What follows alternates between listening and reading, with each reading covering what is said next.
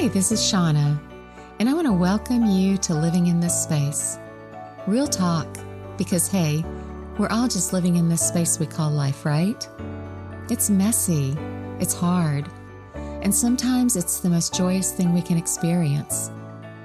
I want you, my listener, to have a place where the conversation is real and honest. I hope we can spend this time together, validating, sharing, and experiencing all the feels together with whatever topic is on the agenda for the day. Let's dive in.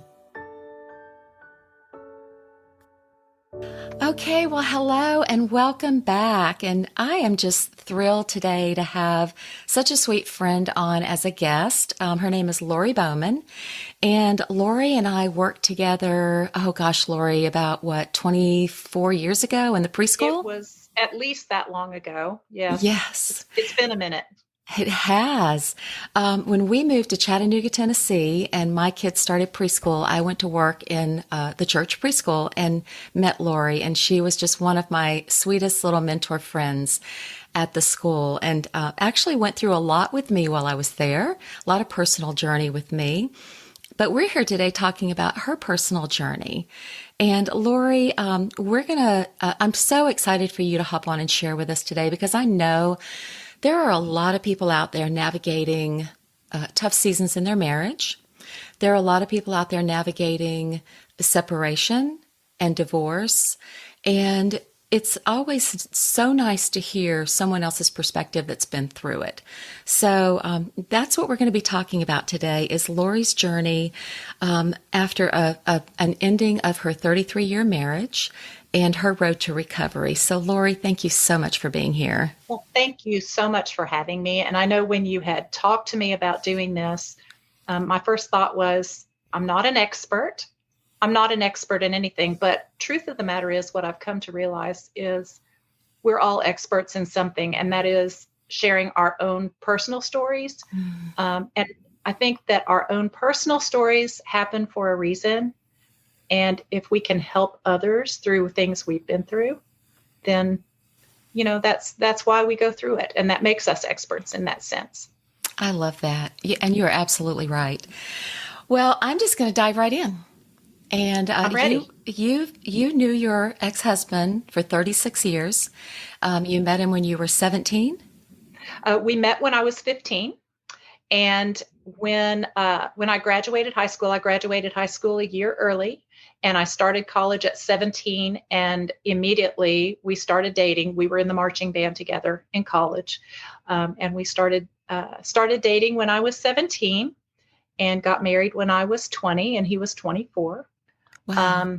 So yeah, it was, perfect. And I have to tell you a little bit about me, in that I had a form of survivor's guilt, because we all have that person that we know that, everything bad happens to them. Like they get struck by lightning, they wreck their car, all these terrible things happen. And that was not my experience in life. I always looked at those people and you know how they'll say, "Why me, God?" And I was like, "Why me, God? I've never had anything terrible happen to me." I had a great childhood. I had a wonderful family. I always felt sorry for anybody who wasn't in my family because they were missing it. I had a good education. Everything went great. And then, of course, I met my future husband, and we started dating, and we got married, and everything was storybook. And we really did have a great marriage, or I thought so anyway. People would look in from the outside, and I'm sure they were kind of envious, going, "Wow, you guys have everything you want." We weren't wealthy, but we felt wealthy. We had everything we could imagine. And my life continued that way for many years. We had a son first, and then a daughter, the millionaire's family, everything that we could want, healthy children. They were funny and smart. And I was able to stay home with them when they were young, which was my dream. That was my dream job, to be a mommy. And I got to do that. And everything continued to be wonderful. And then one day I realized, if you live long enough, you're going to have trials. Eventually, you're going to be the person that's struck by lightning and hit by a car and fall off a cliff and all of the things. Yes. And so that was kind of what happened with me. Everything went swimmingly well. And around 2012, between 2012 and 2017, things just started going wrong, So I went through some medical issues myself. I had to have spinal surgery, and I just had a lot of health issues. I lost my dad.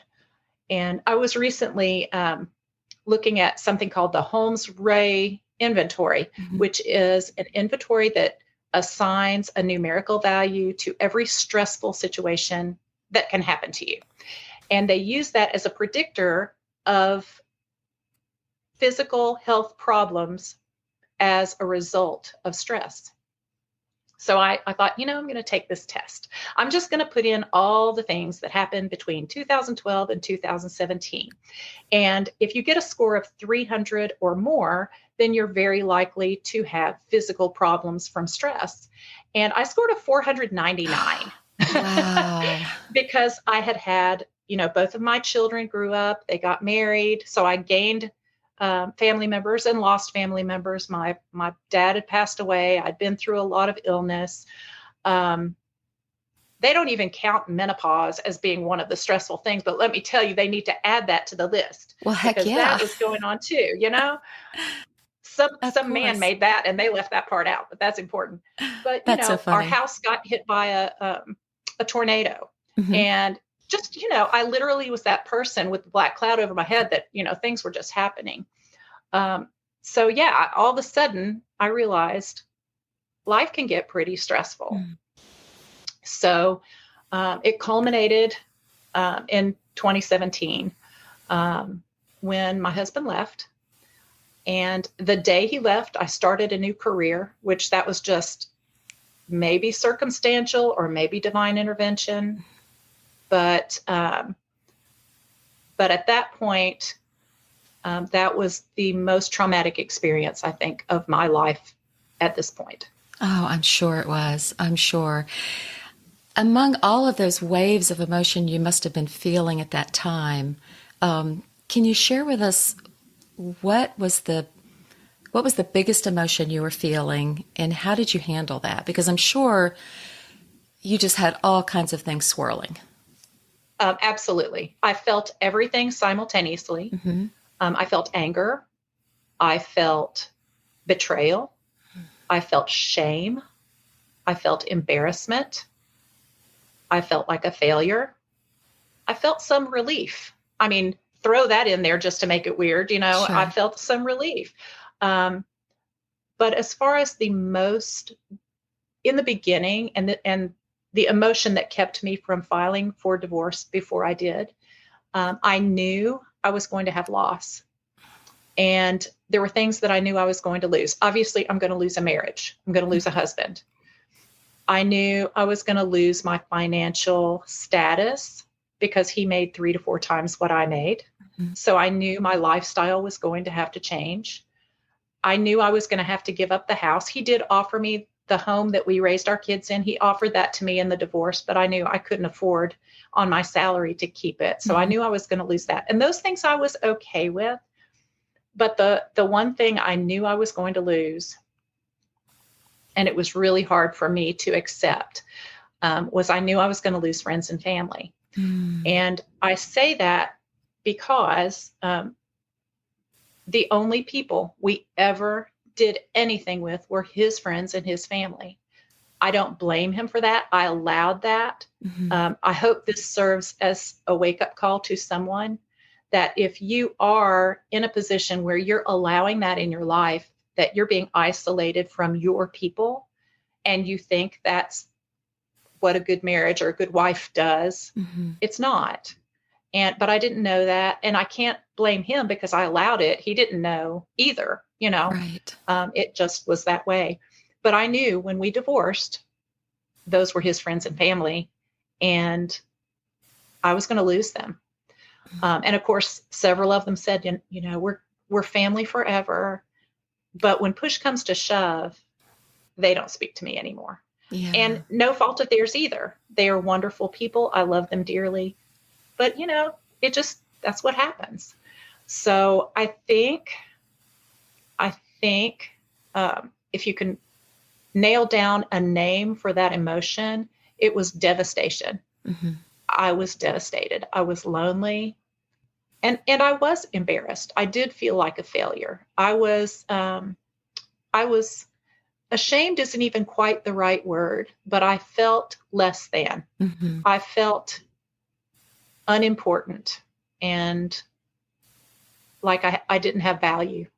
Right. And I think that was the initial thing that I felt. I think that's so common with the spouse that gets left behind. Yeah. I really think that that's a common feeling.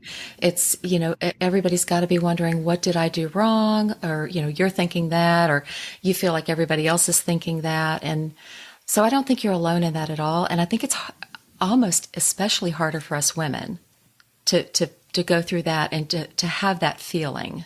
I feel like, Yeah, I think it's more common for women to feel yes. that, maybe just because we tend to embrace our emotions a little bit more than men do. And I will say, initially after this happened, I did confide in some friends, kind of the ins and outs of what happened in my marriage. I Hmm. no longer do that. I will not share anything about my marriage because that doesn't serve anyone Hmm. at this point. And I'm not here to place any blame on anyone or make anybody miserable. Um, I'm here to help people if I can. But I did confide in some friends, and I ask myself often, why did I feel the need to do that? And I think the answer is I needed to I needed someone to hear me. I needed to know that somebody thought it mattered. Hmm. Um, I wanted someone to hear even some of the negative things that happened to me, some of the things I had been through, so that maybe they would validate what I was going through. Um, Yes. and Yes. I don't regret that. I don't regret having done that. I think if you're going through it and you have a close friend that you can confide in that's not going to spread it to the world and it just stays between you, I think it's okay to do that. But there was a time, if you gave me the opportunity to share with you the things, I would have shared the things. I would have gladly shared all the things.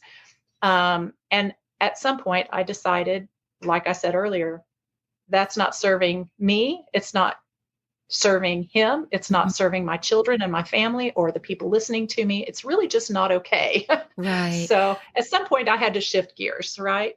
Well, Lori, you were so isolated for so long. You didn't have your own friend group. And I feel like that's incredibly normal what you did because you had not had the opportunity to speak with friends and to share with friends what you may have been going through or what things that you might have seen in your marriage that you just weren't quite sure of or you felt like were red flags, but you just kept it to yourself for all those years when you started seeing things, maybe going the wrong way.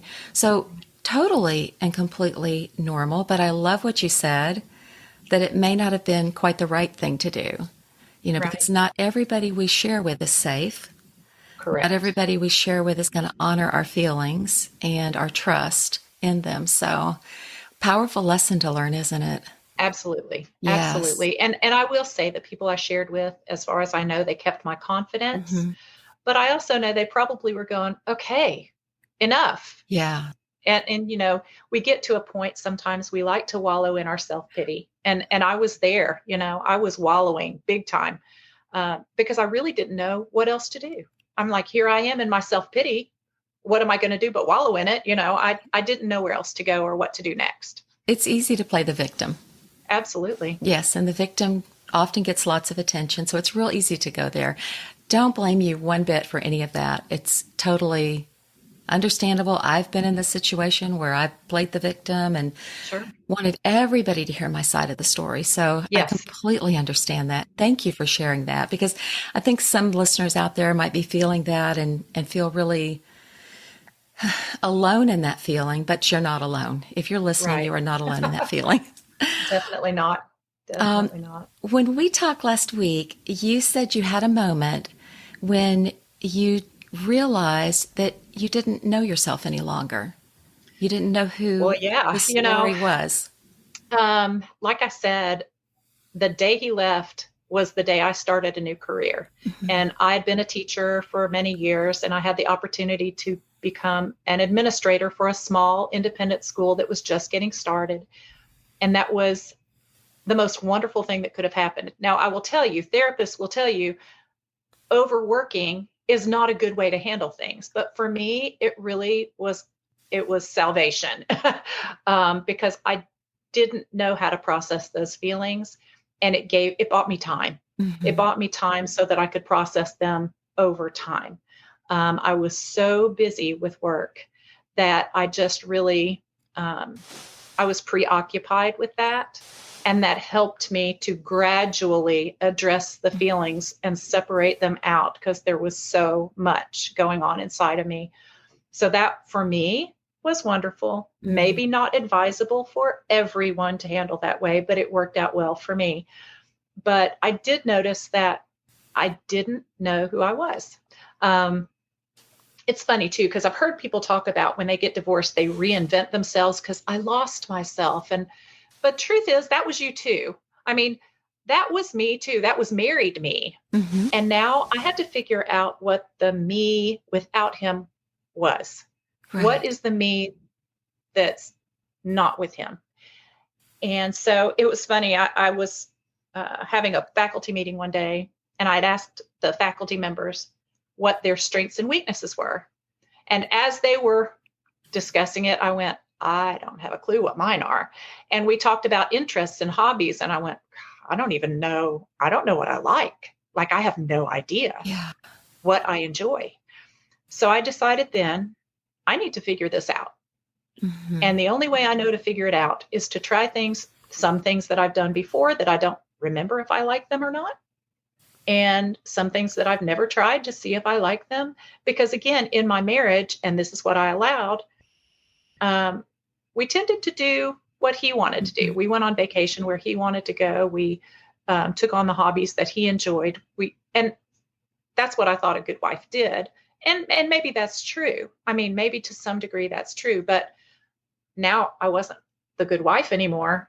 Right. And I was at a loss. Like, I really didn't know. And I found a lot of things that interested me and things that I found enjoyable. And over time, I was able to start doing more and more of that. And that was very helpful in discovering who I wanted to be. Not so much reinventing myself, Mm-hmm. although some people would say that, but just what is this next chapter of my life going to look like? What do I want it to look like? Right. Well, you mentioned earlier that you dove into the job, which some people wouldn't recommend. And I know there's a few other things that you did that some people were like, don't do that yet. Don't do that yet. But you dove feet first in. So tell us a little bit about that. I know what it is, and I want Yeah. our listeners to hear. So I know that three of my very best, closest friends during this time were divorced, and they'd been divorced a while. And, everybody has advice. Sure. But they were trusted friends. And they said, you need to get on Match. You need to get on a dating app. And I was like, you're crazy. I mean, they were talking about this before I was divorced. And I went, absolutely not. Mm-hmm. I won't date until my divorce is final. And even then, I don't know that it's a good idea. But I started thinking, and they were like, you don't have to marry somebody. Just go out and have fun. Go out to dinner, meet some people. And those feelings came back of, I'm not attractive. Mm-hmm. I'm not, the last time I dated somebody, I was 17. Yeah. Well, I was 53 now. I was not 17 anymore. And I thought, they're not going to be knocking down my door. Mm-hmm. I'm 53. Apparently, my husband didn't think I was attractive. So why would anybody else? And I was really down on myself and nervous about it. But I thought, maybe if I get on a dating app in the next year, 2, 3, maybe I'll meet somebody. Maybe I should just go ahead and get on there. So when my divorce was final, I went ahead and got on a dating app. And yes, people will tell you that's a really bad thing to Mm-hmm. do. You should not start dating till 1 year or 3 years or 6 months. Everybody has their version of the story. But for me, again, it was good. I needed that. I needed some reassurance. And maybe Right. that's not the greatest thing to seek it from the outside, but I needed that at that moment. Um, so sure enough, immediately I start getting like not just some messages, but it was like 100 messages a day. And quite frankly, it was Wow. very annoying. Like it was overwhelming. And I really didn't enjoy dating apps for that reason, because it was really overwhelming. But I did meet some gentlemen, and I went on a date maybe 2 weeks after my divorce was final, just for drinks after Mm-hmm. work. It was a one date. He asked me for another date and I turned him down, not for any particular reason other than I didn't want to start a relationship. I did have a couple of, you know, not long-term relationships, but 3 to 4 months, where I got to know somebody better. And ultimately, I met Rob, who is my partner now. Mm-hmm. We've been together 4.5 years. And yes, we sort of met on a dating app, sort of. Um, Embarrassing little story, but true. I had been dating a gentleman that, big guy. He was 6'4". He was a football player. And he lived out of town. It was a long distance relationship. And I'd gone shopping. He was home where he lived. And I went shopping and I saw this man and I thought, he is built just like him. Like he's 6'4". It's very unusual to see men of that Mm-hmm. stature. Um, and we were in Walmart at the rotisserie chickens, because that's where you find love. Ladies, if you want to know where to find love, it's in the rotisserie chickens at Walmart. I love that. So anyway, I was staring at this guy and he turned around and he caught me, and it was really embarrassing. And about a week later, I got a message, because I had broken up with the guy that no longer, that lived away. And so he sent me a message and he says, I kind of think I've met you before, maybe at Walmart. So he clearly remembered that embarrassing moment. Wow. But yeah, he and I started talking and we went on a date. We went to a steakhouse on a Wednesday night and we talked for hours and it was wonderful. And he said, it may be too soon, but I've got tickets to a comedy show tomorrow. Would you like to go? And I said, sure. And then we went to the comedy show and I said, my church is having a concert tomorrow night. Would you like to go? And we've pretty much dated every night since Oh then. my So goodness. yeah. You are so brave. Um, I mean, up until that point, you had been with the same man your entire adult life. And before that, I mean, even Yes. before I was an adult. Yeah. Yes. And I Yeah. think for those of us out there listening that are in our age bracket, because you and I are very close in age, it's a scary thought to start over Yeah. again It was in your terrifying. late 50s, early 50s. I'm Yeah. sure it was. Well, I'm so excited to hear about Rob. So, Well, I mean, here you go. You met him and never went out on another date after that. no, What is so special about Rob? Tell us about. it's funny because I'm not sure he's the person people would have picked for me, Mhm. because we're so different. I grew up in a musical family. My bachelor's degree is in music. I married into a musical family. Everything was music. He's not musical. My mom is an artist. I'm in a big family of artists, and he hates art galleries, hates them. He hates shopping. Come on, man. He hates shopping. Wow. Like, how am I with this guy? And he liked to do a lot of things that I hadn't really done before, like fishing and, all that kind of stuff.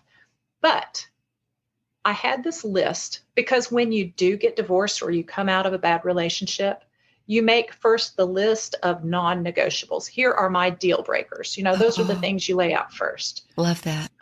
And so I had my deal breakers and I made them very clear from the onset. But I also had, but what I would like is I would really like somebody who would be willing to get up early in the morning and watch the sun come up or have a cup of coffee, somebody that enjoys wine tasting, somebody that likes camping and hiking and being outdoors. And he checks all the boxes, Hmm. all of the boxes. And he checks a lot of boxes I didn't know I had. I didn't know I had a type, for one thing. Yeah. So, I dated the big, strong, muscular guy and I went, oh, well, you know what? By golly, I have a type. Who knew? We live and we learn. But of course, that's not the important thing. He's honest. almost to a fault. He Mm-hmm. warned me about this. He said, if you have spinach in your teeth, I'm going to tell you. I'm always going to be honest with you. If I'm thinking it, I'm going to say it. I'm very blunt. I'm very frank. And he is. But that's been wonderful because we've never had an argument, because I know he's going to tell me what he's really thinking and I Mm-hmm. don't have to wonder. And we have conversations about it. Sometimes we have to agree to disagree, but we've never had an argument. I love that. Um, So I yeah, just have to stop you right there. That to me is amazing. it is. It's crazy It because, is. and I'll tell a little bit on my marriage, but it's pretty obvious if we divorced, we had a lot of arguments. Yes. That was almost all we did toward the end. And so to have somebody that I've never had an argument with for almost 5 years, it's shocking, truly. Wow. It's There's, surprising. there's a lot of mutual respect there, isn't there? Absolutely, Yeah. 100%. I love that. He respects me. He treats me with the highest regard. He Mm-hmm. puts my needs first. He cares about my feelings. And that's something that was very important to me, is if I'm feeling something, even if it seems silly to you because you're a man and I'm a girl and I'm having one of my moments and I'm crying at a commercial or whatever, Yeah. don't poo-poo my feelings, And Right. he never has. He always, in fact, he pampers my feelings and he makes sure, I mean, his goal is to make me happy. Oh, And while other people aren't responsible for my happiness, right. it's nice that somebody wants that, Yeah. and that's mutual. Mm-hmm. We look after each other and give each other our best, for sure. You just said something so profound. And if there's any young listeners out there, young women, I love what you talked about deal breakers and how Rob checked all your boxes. And I think it's really important that we know what we want. We know what we don't want and we know what we want before we dive into a relationship. And I think for a lot of young people, they don't even think that far down the road. They don't I even know I think, didn't. no, is No. this going to be important if he, looks at another woman? Or is this going to be important if he tells me a little white lie? Or is this going to be important, and all of these things that you think you can overlook, but they actually are deal breakers and they should be. Right. Right. And just the fact that you have that mutual respect and you know that he's not responsible for your happiness, you're not responsible for his, you each in turn find your own happiness quite nicely in that fit We do. when you have that thought process behind it. So, And I will say too, the fact that we don't argue, there's not that tension, mm-hmm. and we're able to enjoy life so much more. We laugh a lot. Yeah. I would say that's what we do the most. We laugh a lot. We plan things together. We do things together. We spend a lot of time together. Sometimes our time is what he calls normal life. That's just life. Yeah. Sometimes life is sitting on the couch with your phone. Sometimes it is, sometimes life is not doing the exciting things, but we do those things together too, Yeah. And it's nice that we don't have that tension, the need to, it's not even competition, but I think sometimes people compete for who's going to get their way, what are we going to do? Are we going to eat at the place you want to, or eat at the place I want to? We've never had any of those situations come Mm-hmm. up. But we do, we laugh all the time. He's a very hilarious guy. Well, you've met him now, and he was probably funny when I wasn't looking, but Yeah. he's a pretty funny guy. I No love this question. so much. Okay, I have to know what's different about you and this new relationship. How is Lori showing up differently for herself? Not for Rob, but how is Lori showing up differently for herself in this relationship? Well, people our age all know we were not taught the word boundaries. Right. I learned the word boundaries at age 53. Well, no, I learned it before my divorce because I remember suggesting we needed boundaries. And of course, he didn't understand. My husband at the time didn't know what boundaries were, because who did? Nobody Right. taught us what that meant. He thought it was a bunch of rules that I was going to make for him. And that's not what boundaries are. So I had to really delve into, what are boundaries? How do you set good boundaries? How do you enforce good boundaries? And I think that's really super important when you're making that laundry list Yes. of your non-negotiables. You really need to say, this is what I will allow. Mm-hmm. And this is what I will not allow. And when I will not allow it, this is what I'm going to do. Right. I think it's important to be able to do that. So that's something that has changed. Another thing that has changed, and I'll just tell this on myself, I have become more understanding of people not thinking like me. And I own that in my marriage, that we thought differently. And I didn't always accept different ways of thinking. Mm-hmm. Rob and I think differently. We know it and we accept it, and it's okay. And knowing that we don't have to prove ourselves to be right. We don't have to agree, and it's all okay. And we can still be happy. We can Right. disagree and say, okay, so we disagree. Now what? Now let's What do the next thing. what an awakening for you though, right? Because It totally was truly different. What totally an different. awakening. Um, it's much less stressful. Yes. I am a lot more relaxed than I was in my past, Mm-hmm. most definitely. Wow. Okay. Big, huge lesson there. Boundaries. That's a whole nother topic. Yeah, And we could do an hour podcast on that for sure. at least, Oh for my sure. goodness. Okay. Forgiveness is a big part of this journey, no matter who is walking through it. When you have such pain and such betrayal and dysfunction, and you've lived it for a while and it's over, it doesn't just end. All of True. those feelings are there, and there's some pretty big feelings around all of that. So you and I talked about forgiveness, and I'd love for you to share with our listeners what forgiveness looks like for you, and how in the world did you move past hurt and anger and take those initial healing steps forward?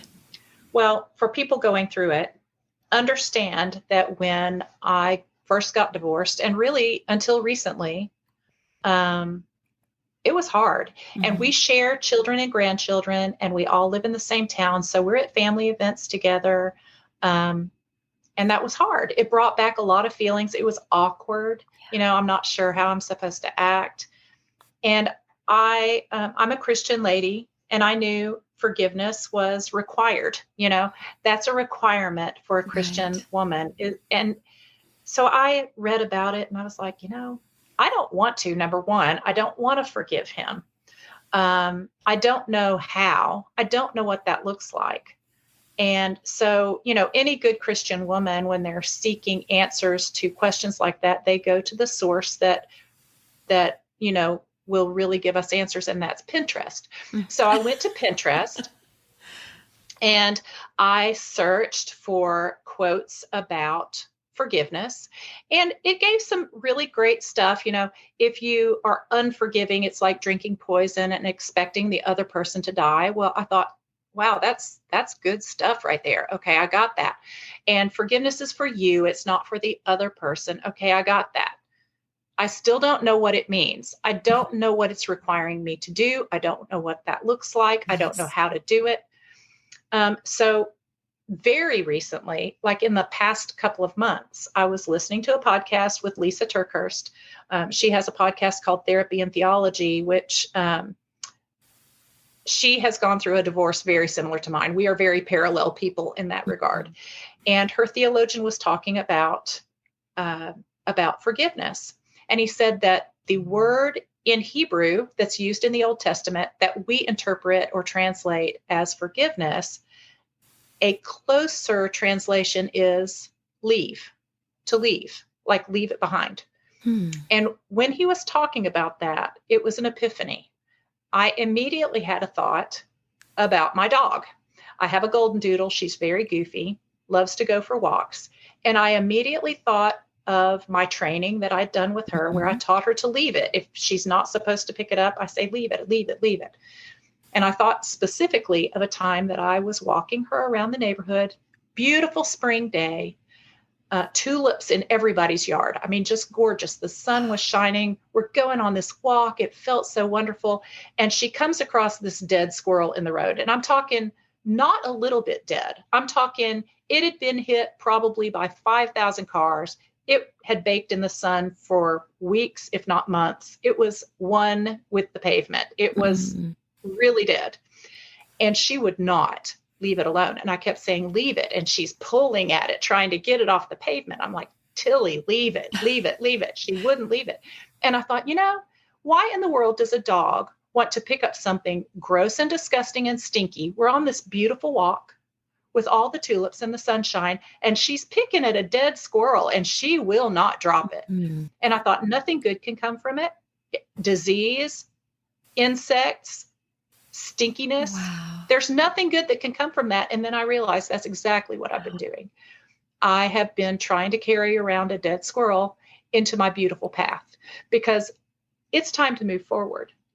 Wow. And it's time to leave that behind. It's a dead squirrel. It's not bringing me anything positive.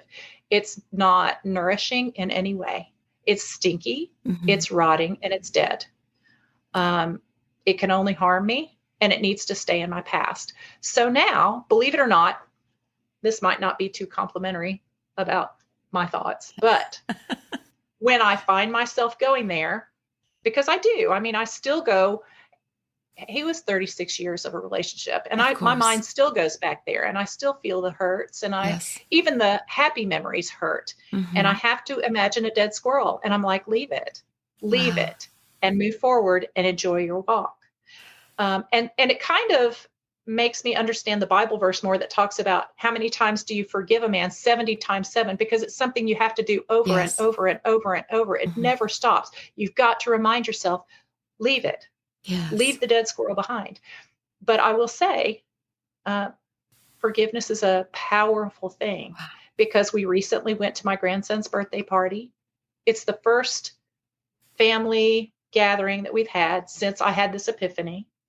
I had a lengthy conversation with my ex-husband, and it's the first time I left.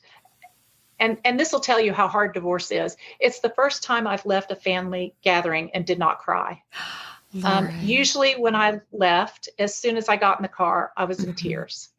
And so we left this time, and Rob said, well, how was the party? And I said, it was great. And he said, I noticed you're not crying. And I said, no, I'm not. I really had a great time. Wow. And that's the power of forgiveness. I mean, it really is. That is so powerful.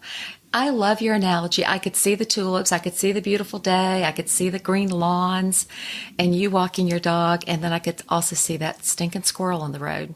Right. How many times have we seen that? Absolutely. And so when you go into a new chapter of life, you're walking a beautiful path. Yes. You really are. You are walking a beautiful path if you'll notice it and quit picking at the dead squirrel. I mean, that. It's really true. I love that. I'm going to remember that. I absolutely love that. That was profound, Lori. So I can hear the teacher in you coming out immensely with that story. Thank you so much for sharing that. Oh, you're very welcome. And I hope that helps somebody because I really did struggle with the whole forgiveness thing. I really didn't understand it. No. You hear it your whole life. And, when you're kids, you're taught, say, I'm sorry. Yes. And then you say, I forgive you. And then it's supposed to be over. And when you're little kids, it is over because usually it's because you called me stupid or you took my toy. And once you say you're sorry, it is over. But when it comes to big, big deals, saying I'm sorry, well, for one thing, sometimes you don't get the I'm sorry. Right. And when you don't get the I'm sorry, what is forgiveness supposed to be? Yes. And so I was really glad to have that finally answered in my life because it was something that I'd struggled with, I guess, forever until now. It's a big emotion that is very difficult. And I just love how you explained it. It just makes so much sense when you look at it that way. Yeah, I'm thankful for that. I'm thankful for that moment. I know you are. And why do we get thoughts like that? I mean, I've always wondered, why all of a sudden I'm listening to this wonderful thing and what pops in my mind but a dead squirrel. But it was meaningful. It was good. I'm glad I thought, but I don't know where it came from. Well, it's an incredible picture analogy. So love that. All right. Oh my goodness. We have covered so much so far, but I have, and thank you for being vulnerable.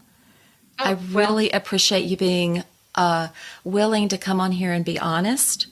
Your willingness to share means a lot.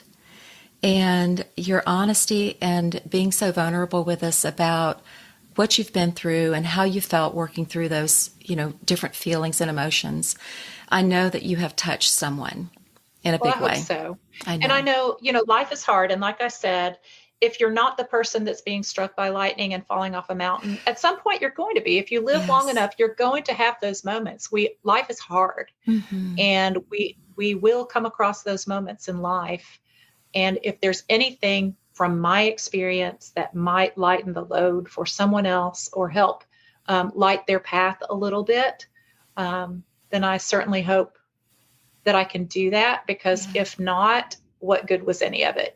So I do hope that that can help someone. Well, that's the perfect leading into. I just have a couple more questions for you, and they're going to fall in that area. So I want to ask you if you could go back to a period of time after your divorce, just one snippet. Is there anything that you feel you wish that you had done differently? Hmm. You know, probably. There are probably 100 things that I should have done differently. Um, but I don't know that I would change a thing, Hmm. because my experiences, my mistakes, that's where the biggest learning comes from. Joyce Meyer says a great thing, and she compares life to an Oreo cookie. And she said, you have to go through the hard stuff to get to the good stuff. Yes. And sometimes the hard stuff is stuff we do to ourselves. Yeah. It's mistakes we make and things that we do that we shouldn't have done. But therein lies the greatest reward as well. When you go through hard things, because I'm going to tell you, like I said, divorce was the most traumatic experience of my life. It's the hardest thing I've ever been through. And I've been through a lot. I've been through a lot of things I haven't even mentioned, but it's also one of the greatest blessings has come from my being divorced. I've learned things I would have never known. I've been able to step forward into a new chapter that's beautiful. And without having gone through the hard stuff, I would have never gotten to the good stuff. Not that the marriage didn't have good stuff too. I want to say that, because I Right. never want to dishonor my ex-husband at all. We did have a great marriage for a very long time. And there were definitely good things in that as well. We got beautiful children and grandchildren. There was a lot of good stuff that came from it. But the hard things usually bring out the best things. Wow. That's such an impactful message. Thank you. I love that. You're so right. It's one of the things that I've learned in counseling over the last couple of years is you can't go back and change anything. And the best thing that you can do is learn from it and move forward and use it. And that's what you're doing here Absolutely. today. You're using it. Well, and truthfully, when it comes to the forgiveness stuff, you've got to forgive yourself. Yes. We all make mistakes, and sometimes it's the hardest thing to forgive yourself. Hmm. But you got to leave those dead squirrels behind too, because they don't do you any good to carry them. Like you said, bring the lesson with you, bring what you've learned, and think about how strong it's making you. Think Yeah. about the things that you've learned from it that have made you better as a person, and go with that and march forward with that into your next chapter and down your path. But don't regret. I mean, we could spend all day regretting all the Hmm. things we did wrong, because we've all done things wrong, probably daily. Uh, but it's a waste to regret it. Just take it and keep going. Wow.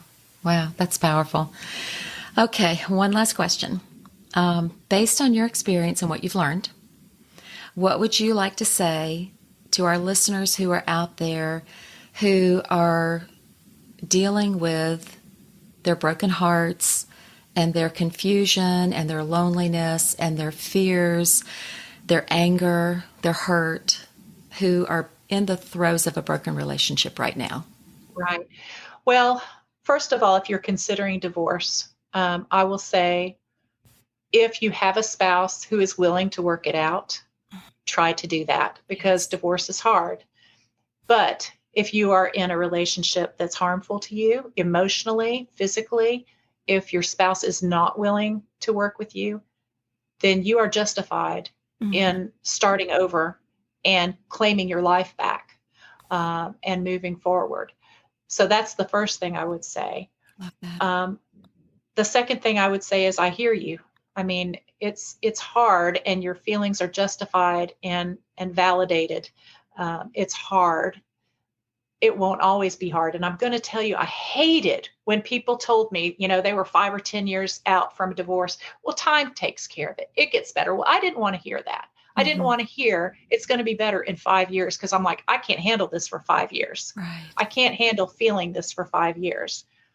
So what I would tell you is, no, it's not going to be 5 years.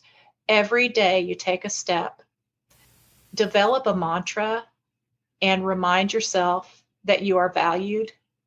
Remind yourself that you're important, that you matter, that you're okay, that you're enough. I mean, those are important things to know. And you kind of feel silly high-fiving yourself in the mirror or whatever, but do it, because you need to start with yourself and take care of yourself.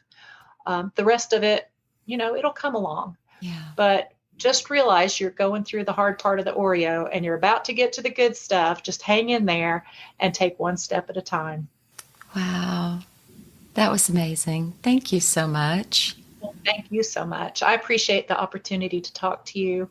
Again, I hope this has made a difference for someone. I know that people that walked me through my journey made a difference for me, and people on the daily. Every day I come across people that make a difference in just little things they say. So I would encourage everybody else to do that too. Share your wisdom with each other and hold each other up and encourage one another. I love that. And I want to reaffirm what Lori said. If you're in a situation where you are having any type of physical abuse or emotional abuse, please seek help. If you have no one in your inner circle that you can trust, reach out. Find someone that you can speak to, whether it be professionally, go to your physician, start with your doctor if you have to, but start somewhere and get some help. There's no shame in asking for help, and there's no shame in reaching out. We're here for you. And like Lori said, I love that you validated, we see you. We hear you and we see you. And Lori, thank you so much for coming on here. I've watched you blossom over the last 4 or 5 years, and it has been such a pleasure. I've seen it through Facebook, but it's been such a pleasure to watch you. Thank you so much. Come so far. Thank you so much. And I hope that we get to see that out of others as well that are going through hard times. They will blossom too. Absolutely. So if you're listening and you're there, it's coming. The good stuff is coming for sure. I love that. Well, listeners, this has been amazing. Lori, thank you. I've loved having you on, and until the next time. Hey, thanks for listening.